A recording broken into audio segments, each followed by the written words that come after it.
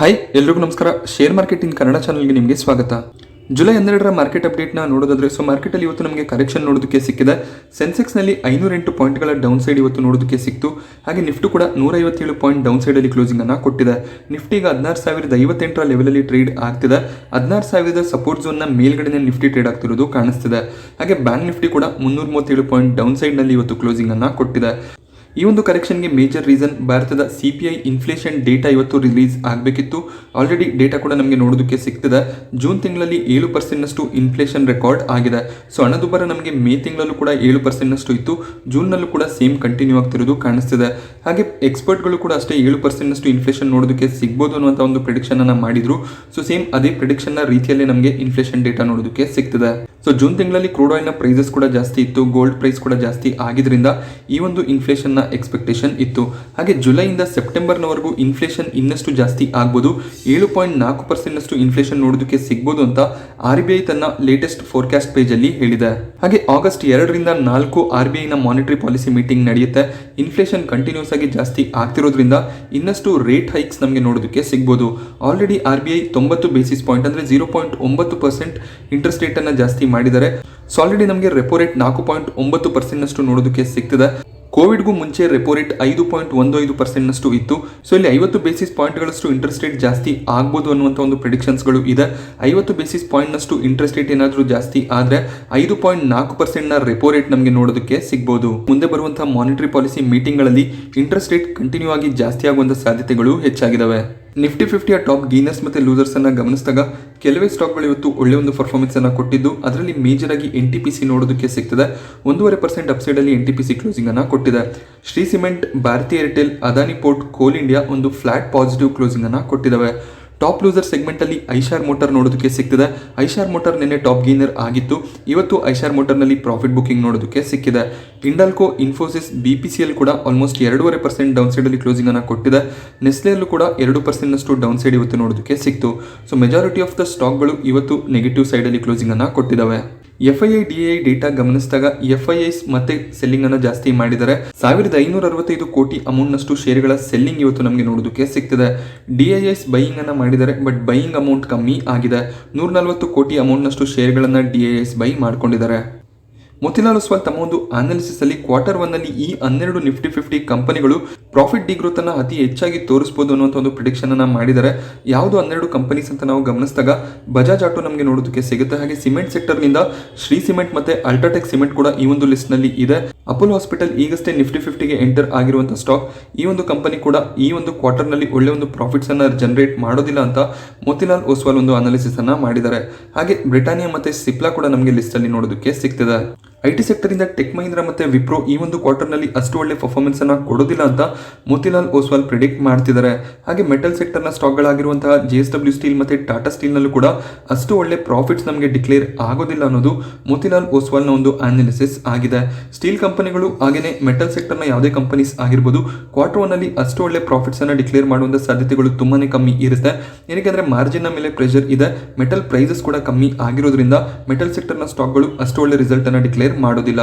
ಹಾಗೆ ಸನ್ ಫಾರ್ಮಾ ಮತ್ತೆ UPL ಕೂಡ Q1 ನಲ್ಲಿ ಅಷ್ಟು ಒಳ್ಳೆ ಪರ್ಫಾರ್ಮೆನ್ಸ್ ಅನ್ನ ಕೊಡೋದಿಲ್ಲ ಅಂತ ಮೋತಿಲಾಲ್ ಒಸ್ವಾಲ್ ಪ್ರಿಡಿಕ್ಟ್ ಮಾಡಿದ್ದಾರೆ. ಸನ್ ಫಾರ್ಮಾ Q4 ಅಲ್ಲಿ ಕೂಡ ಲಾಸ್ ಅನ್ನ ಡಿಕ್ಲೇರ್ ಮಾಡಿದ್ರು. ಬಟ್ ಈ ಒಂದು ಕ್ವಾರ್ಟರ್ ನಲ್ಲಿ ಪ್ರಾಫಿಟ್ಸ್ ಬರುವಂತ ಸಾಧ್ಯತೆ ಇರುತ್ತೆ. ಬಟ್ ಅಷ್ಟು ಒಳ್ಳೆಯ ಪ್ರಾಫಿಟ್ಸ್ ಬರೋದಿಲ್ಲ ಅನ್ನೋದು ಒಂದು ಅನಾಲಿಸಿಸ್ ಆಗಿದೆ. ಹಾಗೆ ಮೋತಿಲಾಲ್ ಒಸ್ವಾಲ್ ರಿಲಯನ್ಸ್ ಮತ್ತೆ ONGC ನಿಫ್ಟಿ 50 ಅಲ್ಲಿ ಒಳ್ಳೆ ಒಂದು ಪ್ರಾಫಿಟ್ಸ್ ಅನ್ನ ಜನರೇಟ್ ಮಾಡಿ ತೋರಿಸಬಹುದು ಅಂತ ತಮ್ಮ ಒಂದು ಅನಾಲಿಸಿಸ್ ಅಲ್ಲಿ ಪ್ರಿಡಿಕ್ಟ್ ಮಾಡಿದ್ದಾರೆ. ಕ್ರೂಡ್ ಆಯಿಲ್ ಪ್ರೈಸಸ್ ಜಾಸ್ತಿ ಇದ್ದಿದ್ರಿಂದ ಕಳೆದ ಕ್ವಾರ್ಟರ್ ನಲ್ಲಿ ಅಂದ್ರೆ Q1 ನಲ್ಲಿ ಈ ಎರಡು ಕಂಪನಿಗಳು ಒಳ್ಳೆ ಒಂದು ರಿಸಲ್ಟ್ ಅನ್ನ ಜನರೇಟ್ ಮಾಡುವಂತ ಸಾಧ್ಯತೆ ಇರುತ್ತೆ. ಈ ಒಂದು ಕ್ವಾರ್ಟರ್ ನಲ್ಲಿ ಅಂದ್ರೆ ಜುಲೈ ತಿಂಗಳ ನಂತರ ವಿಂಡ್ಫಾಲ್ ಟ್ಯಾಕ್ಸಸ್ ಕೂಡ ಅಪ್ಲೈ ಆಗಿದೆ. ಮುಂದೆ ಬರುವಂತಹ ಕ್ವಾರ್ಟರ್ಗಳಲ್ಲಿ ONGC ರಿಲಯನ್ಸ್ ನಿಂದ ಅಷ್ಟು ಒಳ್ಳೆ ಪ್ರಾಫಿಟ್ಸ್ ನ ಎಕ್ಸ್ಪೆಕ್ಟೇಷನ್ ಇರೋದಿಲ್ಲ. 5G ಸ್ಪೆಕ್ಟ್ರಮ್ಗೆ 4 ಕಂಪನಿಗಳು ಅಪ್ಲಿಕೇಶನ್ ಅನ್ನು ಹಾಕಿದ್ರು. ಆ 4 ಕಂಪನಿಗಳ ಡೀಟೇಲ್ಸ್ ಈಗ ನಮಗೆ ಅಫಿಷಿಯಲ್ ಆಗಿದೆ. Airtel, Jio, Adani data networks ಹಾಗೆ ವೊಡಾಫೋನ್ ಐಡಿಯಾ 5G ಸ್ಪೆಕ್ಟ್ರಮ್ ಅಲ್ಲಿ ಪಾರ್ಟಿಸಿಪೇಟ್ ಮಾಡ್ತಾರೆ. ಜುಲೈ 26ರಿಂದ 5G ಆಕ್ಷನ್ಸ್ ನಡೆಯುತ್ತೆ. ಟೋಟಲ್ ಆಗಿ 72,000 ಮೆಗಾಹರ್ಟ್ಸ್ ನಷ್ಟು ಸ್ಪೆಕ್ಟ್ರಮ್ ಗಳಿಗೆ ಈ 4 ಕಂಪನಿಗಳು ಬಿಡ್ಡಿಂಗ್ ಅನ್ನ ಸಲ್ಲಿಸಬಹುದಾಗುತ್ತೆ. ಯಾರು ಹೆಚ್ಚಿನ ಬಿಡ್ಡಿಂಗ್ ಅನ್ನ ಸಲ್ಲಿಸ್ತಾರೆ ಅವರು 20 ವರ್ಷಗಳ ಕಾಲ ಈ ಸ್ಪೆಕ್ಟ್ರಮ್ ಗಳನ್ನ ಬಳಸ್ಕೋಬಹುದಾಗುತ್ತೆ. ಈ ಸ್ಪೆಕ್ಟ್ರಮ್ ವರ್ತ್ ನಾವು ಗಮನಿಸಿದಾಗ ಅಂದ್ರೆ ಟೋಟಲ್ ಅಮೌಂಟ್ ಅನ್ನ ನಾವು ಗಮನಿಸಿದಾಗ 4.3 ಲಕ್ಷ ಕೋಟಿಗಳಷ್ಟು ಆಗುತ್ತೆ. ಇಲ್ಲಿ ಕಂಪನಿಗಳು ಮೊದಲೇನೆ ಈ ಪೇಮೆಂಟ್ ಅನ್ನ ಮಾಡುವಂತ ಅವಶ್ಯಕತೆ ಇರೋದಿಲ್ಲ. 20 ಇನ್ಸ್ಟಾಲ್ಮೆಂಟ್ ಗಳಲ್ಲಿ ಪೇಮೆಂಟ್ ಅನ್ನ ಮಾಡಬಹುದಾಗುತ್ತೆ. ಸೊ 4 ಕಂಪನಿಗಳು ತಮಗೆ ಎಷ್ಟು ಸ್ಪೆಕ್ಟ್ರಮ್ ಬೇಕು ಅಷ್ಟಕ್ಕೂ ಕೂಡ ಬಿಡ್ಡಿಂಗ್ ಅನ್ನ ಹಾಕ್ತಾರೆ. ಹಾಗೆ ಇಷ್ಟು ಸ್ಪೆಕ್ಟ್ರಮ್ಗಳು 4 ಕಂಪನಿಗಳಲ್ಲಿ ಡಿವೈಡ್ ಆಗೋದು ಕೂಡ ನಮಗೆ ಕಾಣಿಸುತ್ತೆ. ಅಮೆಜಾನ್ ಮತ್ತೆ ರಿಲಯನ್ಸ್ ಫ್ಯೂಚರ್ ಗ್ರೂಪ್ನ ಕಂಪನಿಗಳಿಗೋಸ್ಕರ ಫೈಟ್ ಅನ್ನು ನಡೆಸಿದ್ರು. ಸೊ ಈಗ ಅವರು ಮತ್ತೆ ಮೆಟ್ರೋ ರಿಟೇಲ್ ಕಂಪನಿಗಾಗಿ ಫೈಟ್ ಅನ್ನು ನಡೆಸೋದು ನಮಗೆ ಕಾಣಿಸುತ್ತೆ. ರಿಲಯನ್ಸ್ ಅಮೆಜಾನ್ ಎರಡು ಕಂಪನಿಗಳು ಇಂಡಿಯಾದ ಮೆಟ್ರೋ ಎಜಿ ಬಿಸ್ನೆಸ್ಗೋಸ್ಕರ ಬಿಡ್ಡಿಂಗ್ ಅನ್ನು ಸಲ್ಲಿಸಿರುವಂತಹ ಸಾಧ್ಯತೆ ಇರುತ್ತೆ. ಈ ಒಂದು ಬಿಡ್ಡಿಂಗ್ ಎಷ್ಟು ಅನ್ನುವಂಥ ಡೀಟೇಲ್ಸ್ ನಮಗೆ ನೋಡೋದಕ್ಕೆ ಸಿಕ್ಕಿಲ್ಲ. ಏನಕ್ಕೆ ಯಾವುದೇ ಕಂಪನಿ ಬಿಡ್ಡಿಂಗ್ನ ಡೀಟೇಲ್ಸ್ ಅನ್ನ ಪ್ರೊವೈಡ್ ಮಾಡೋದಿಲ್ಲ. ಯಾಕೆಂದ್ರೆ ಅವರ ಕಾಂಪಿಟೇಟರ್ಸ್ಗಳಿಗೆ ಬಿಡ್ಡಿಂಗ್ನ ಅಮೌಂಟ್ ಗೊತ್ತಾದ್ರೆ ಸೊ ಅವರು ಕಾಂಪಿಟೇಷನ್ ಇಂದ ಔಟ್ ಆಗುವಂಥ ಸಾಧ್ಯತೆ ಇರುತ್ತೆ.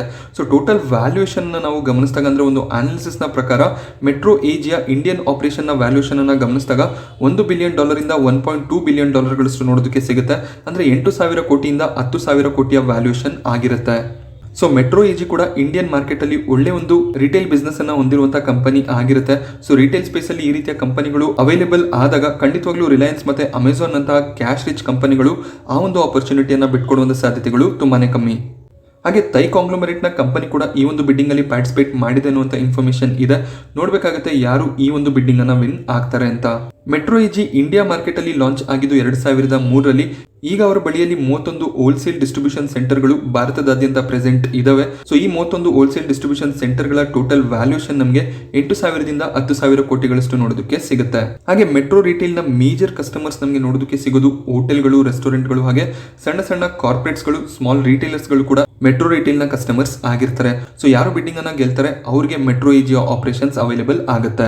ಸೊ ರಿಲಯನ್ಸ್ ಇಂಡಸ್ಟ್ರೀಸ್ ಈಗ ಫ್ಲಾಟ್ ಆಗಿ ಟ್ರೇಡ್ ಆಗ್ತಿದೆ. 2,418 ಪ್ರೈಸ್ ಅಲ್ಲಿ ರಿಲಯನ್ಸ್ ಇಂಡಸ್ಟ್ರೀಸ್ ಟ್ರೇಡ್ ಆಗ್ತಿದೆ.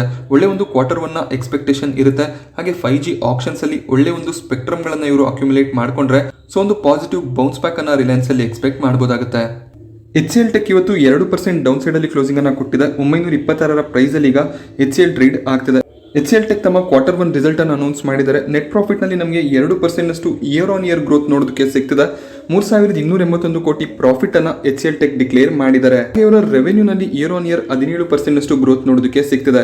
ನಿನ್ನೆ ನಾನು HCL ಟೆಕ್ ನ Q1 ಪ್ರಿವ್ಯೂ ವಿಡಿಯೋನ ಮಾಡಿದೆ.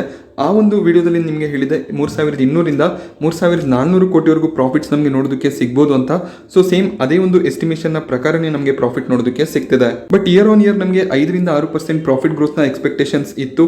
ಬಟ್ ಕೇವಲ 2% ನಷ್ಟು profit year on year growth ಆಗಿದೆ. ಹಾಗೆ ರೆವೆನ್ಯೂ ಅನ್ನ ಗಮನಿಸಿದಾಗ 23,464 ಕೋಟಿ ರೆವೆನ್ಯೂ ಅನ್ನ HCL ಟೆಕ್ ಡಿಕ್ಲೇರ್ ಮಾಡಿದ್ದಾರೆ. ಅದೇ ಹೋದ ವರ್ಷ 2021ರ ಜೂನ್ ನಲ್ಲಿ ರೆವೆನ್ಯೂ 20,000 ಕೋಟಿಯಷ್ಟು ಇತ್ತು. ಸೊ ರೆವೆನ್ಯೂ ಎಕ್ಸ್ಪೆಕ್ಟೇಷನ್ ಕೂಡ 23,000 ಕೋಟಿ ಅರೌಂಡ್ ಅಲ್ಲಿ ಇತ್ತು. ಸೊ ಸೇಮ್ ಅದೇ ರೀತಿಯ ರೆವೆನ್ಯೂ ಕೂಡ ನೋಡೋದಕ್ಕೆ ಸಿಗ್ತದೆ.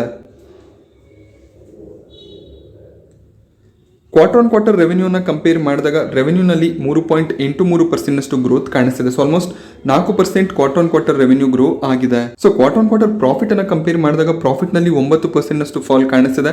ಬ್ರೋಕರೇಜ್ಗಳು ಕೂಡ ಅಷ್ಟೇ 6ರಿಂದ 10% quarter on quarter profit fall ಆಗ್ಬೋದು ಅನ್ನೋ ಒಂದು ಪ್ರಿಡಿಕ್ಷನ್ ಅನ್ನ ಮಾಡಿದ್ರು.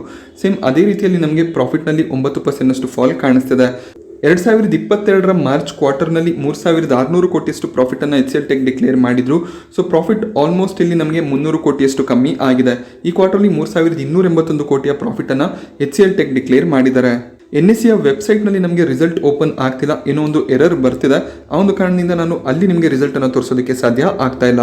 ಹಾಗೆ HCL ಟೆಕ್ ಡಿವಿಡೆಂಡ್ ಅನ್ನು ಅನೌನ್ಸ್ ಮಾಡಿದ್ದಾರೆ. 10 ರೂಪಾಯಿಯ ಡಿವಿಡೆಂಡ್ ಅನೌನ್ಸ್ ಆಗ್ತಿರೋದು ಕಾಣಿಸ್ತಿದೆ. ಹಾಗೆ 2023ರ ಫೈನಾನ್ಷಿಯಲ್ ಇಯರ್ ನಲ್ಲಿ 12ರಿಂದ 14% ನಷ್ಟು ರೆವೆನ್ಯೂ ಗ್ರೋತ್ ಎಕ್ಸ್ಪೆಕ್ಟೇಷನ್ ಅನ್ನ ಇವರು ಹೊಂದಿದ್ದಾರೆ. HCL ಟೆಕ್ ಈಗ 52 ವೀಕ್ ಲೋ ಹತ್ರ ಟ್ರೇಡ್ ಆಗ್ತಿದೆ. ಸೊ ನೋಡ್ಬೇಕಾಗುತ್ತೆ HCL ಟೆಕ್ ಈ ಒಂದು ರಿಸಲ್ಟ್ ಗೆ ನಾಳೆ ಯಾವ ರೀತಿಯಲ್ಲಿ ರಿಯಾಕ್ಟ್ ಮಾಡುತ್ತೆ ಅಂತ. ಯುರೇಕಾ ಫೋರ್ಬ್ಸ್ ಸ್ಟಾಕ್ ಅಲ್ಲಿ ಒಳ್ಳೆ ಒಂದು ಮೊಮೆಂಟಮ್ ನಮಗೆ ನೋಡೋದಕ್ಕೆ ಸಿಕ್ತು. ಕನ್ಸ್ಯೂಮರ್ ಗುಡ್ ಸೆಗ್ಮೆಂಟ್ ಅಲ್ಲಿ ವರ್ಕ್ ಮಾಡುವಂತಹ ಕಂಪನಿ, ವಾಟರ್ ಪ್ಯೂರಿಫೈಯರ್ಸ್ ಆಗಿರ್ಬೋದು, ವ್ಯಾಕ್ಯೂಮ್ ಕ್ಲೀನರ್ಗಳು, ಸೊ ಈ ರೀತಿಯ ಪ್ರಾಡಕ್ಟ್ ಗಳನ್ನ ಮ್ಯಾನುಫ್ಯಾಕ್ಚರ್ ಮಾಡುವಂತಹ ಕಂಪನಿ. ಈ ಮುಂಚೆ ಜುಬಿಲೆಂಟ್ ಫುಡ್ ವರ್ಕ್ ನ CEO ಆಗಿದಂತಹ ಪ್ರತೀಕ್ ಪೋಟಾ, ಸೊ ಇವರು ಜುಬಿಲೆಂಟ್ ಫುಡ್ ವರ್ಕ್ ನ CEO ಪೋಸ್ಟ್ ಗೆ ರೆಸಿಗ್ನೇಷನ್ ಅನ್ನ ಕೊಟ್ಟು ಬೇರೆ ಒಂದು ಆಪರ್ಚುನಿಟಿಗಾಗಿ ನಾನು ಹುಡುಕಾಟವನ್ನ ನಡೆಸಿದ್ದೀನಿ ಅಂತ ಹೇಳಿದ್ರು. ಸೊ ಈಗ ಇವರು ಯುರೇಕಾ ಫೋರ್ಬ್ಸ್ ನ CEO ಮತ್ತೆ MD ಆಗಿ ಅಪಾಯಿಂಟ್ ಆಗಿದ್ದಾರೆ. 5 ವರ್ಷಗಳ ಕಾಲ ಇವರು ಯುರೇಕಾ ಫೋರ್ಬ್ಸ್ ನ CEO ಆಗಿ ಇರ್ತಾರೆ. ಒಳ್ಳೆ ಒಂದು ಎಕ್ಸ್ಪೀರಿಯನ್ಸ್ ಹೊಂದಿರುವಂತಹ ಪರ್ಸನ್ ಪ್ರತೀಕ್ ಪೋಟಾ. ಸೊ ಇವರ ಒಂದು ಅಪಾಯಿಂಟ್ಮೆಂಟ್ ಸ್ಟಾಕ್ ಗೆ ಖಂಡಿತವಾಗ್ಲೂ ಪಾಸಿಟಿವ್ ಆಗುತ್ತೆ. ಆ ಒಂದು ಕಾರಣದಿಂದ ಸ್ಟಾಕ್ ನಲ್ಲಿ ಒಳ್ಳೆ ಒಂದು ಮೊಮೆಂಟಮ್ ಇವತ್ತು ನಮಗೆ ನೋಡೋದಕ್ಕೆ ಸಿಕ್ತು. ಆಲ್ಮೋಸ್ಟ್ 12% ಅಪ್ಸೈಡ್ ಅಲ್ಲಿ ಯುರೇಕಾ ಫೋರ್ಬ್ಸ್ ಕ್ಲೋಸಿಂಗ್ ಅನ್ನ ಕೊಟ್ಟಿದೆ. HFCL ಅಲ್ಲಿ ಕೂಡ 2 ದಿನದಿಂದ ಒಳ್ಳೆ ಒಂದು ಮೊಮೆಂಟಮ್ ನಮಗೆ ನೋಡೋದಕ್ಕೆ ಸಿಗ್ತಿದೆ. ಕಂಪನಿಗೆ 59 ಕೋಟಿಯ ಆರ್ಡರ್ ಕೂಡ ಸಿಕ್ಕಿದೆ. ಫೈಬರ್ ಆಪ್ಟಿಕ್ ಕೇಬಲ್ ಸಪ್ಲೈ ಮಾಡುವಂತಹ ಆರ್ಡರ್ ನ ಒಂದು ಟೆಲಿಕಾಂ ಕಂಪನಿಯಿಂದ ಇವರು ಪಡ್ಕೊಂಡಿದ್ದಾರೆ. ಟೆಲಿಕಾಂ ಕಂಪನಿಯ ಹೆಸರನ್ನ ಇವರು ಮೆನ್ಷನ್ ಮಾಡಿಲ್ಲ. ಬಟ್ ಈ ಒಂದು ಆರ್ಡರ್ ಅನ್ನು ಅವರು ಜುಲೈ 2023ರ ಒಳಗಾಗಿ ಟೆಲಿಕಾಂ ಪ್ರೊವೈಡರ್ಗೆ ಡೆಲಿವರ್ ಮಾಡಬೇಕಾಗುತ್ತೆ. ಸೊ ಒಳ್ಳೆ ಒಂದು ಆರ್ಡರ್ ಬುಕ್ ಅನ್ನ HFCL ಹೊಂದಿದ್ದಾರೆ. ಹಾಗೆ ಭಾರತದಲ್ಲಿ 5G ನಮಗೆ ನೋಡೋದಕ್ಕೆ ಸಿಕ್ಕಿದಾಗ HFCL ಕೂಡ ಒಳ್ಳೆ ಮೊಮೆಂಟಮ್ ಅನ್ನ ಪಡ್ಕೊಳ್ಳುವಂತ ಸಾಧ್ಯತೆ ಇರುತ್ತೆ. ಸೊ ಟೆಲಿಕಾಂ ಕಂಪನಿಗಳಿಂದ ಇವರಿಗೆ ಹೆಚ್ಚಾಗಿ ಫೈಬರ್ ಆಪ್ಟಿಕಲ್ ಕೇಬಲ್ಸ್ ನ ಆರ್ಡರ್ಸ್ ಗಳು ಬರೋದಕ್ಕೆ ಸ್ಟಾರ್ಟ್ ಆಗ್ಬೋದು. ಈಗ ನಮಗೆ HFCL 65 ಪ್ರೈಸ್ ಅಲ್ಲಿ ಟ್ರೇಡ್ ಆಗ್ತಿದೆ. ಆಲ್ಮೋಸ್ಟ್ 2 ದಿನದಲ್ಲಿ ಇಲ್ಲಿ ನಮಗೆ 12ರಿಂದ 13% ನಷ್ಟು ಅಪ್ಸೈಡ್ ನೋಡೋದಕ್ಕೆ ಸಿಕ್ಕಿದೆ. HFCL ಒಂದು ರಿಸ್ಕಿ ಸ್ಟಾಕ್ ಆಗಿರುತ್ತೆ. ಸೊ ಬೇಸ್ಡ್ ಆನ್ ಆರ್ಡರ್ಸ್ ಇವರ ಒಂದು ಪ್ರೈಸ್ ಮೊಮೆಂಟಮ್ ನಮಗೆ ನೋಡೋದಕ್ಕೆ ಸಿಗುತ್ತೆ. ಆ ಒಂದು ಕಾರಣದಿಂದ ಸ್ವಲ್ಪ ಅಮೌಂಟ್ ಅನ್ನ ಮಾತ್ರ ನೀವು HFCL ಅಲ್ಲಿ ಇನ್ವೆಸ್ಟ್ ಮಾಡೋದು ಒಳ್ಳೆಯದು. ಇವತ್ತು ನಾನು ನಿಮಗೆ ಕೊಟ್ಟಂತ ಮಾಹಿತಿ ಇಷ್ಟ ಆದ್ರೆ ವಿಡಿಯೋನ ಲೈಕ್ ಮಾಡಿ. ಹಾಗೆ ಇದೇ ರೀತಿಯ ಮಾರ್ಕೆಟ್ ಅಪ್ಡೇಟ್ಸ್ ಗಳಿಗೋಸ್ಕರ ಚಾನೆಲ್ ನ ಸಬ್ಸ್ಕ್ರೈಬ್ ಮಾಡೋದು ಮರಿಬೇಡಿ. Thank you friends.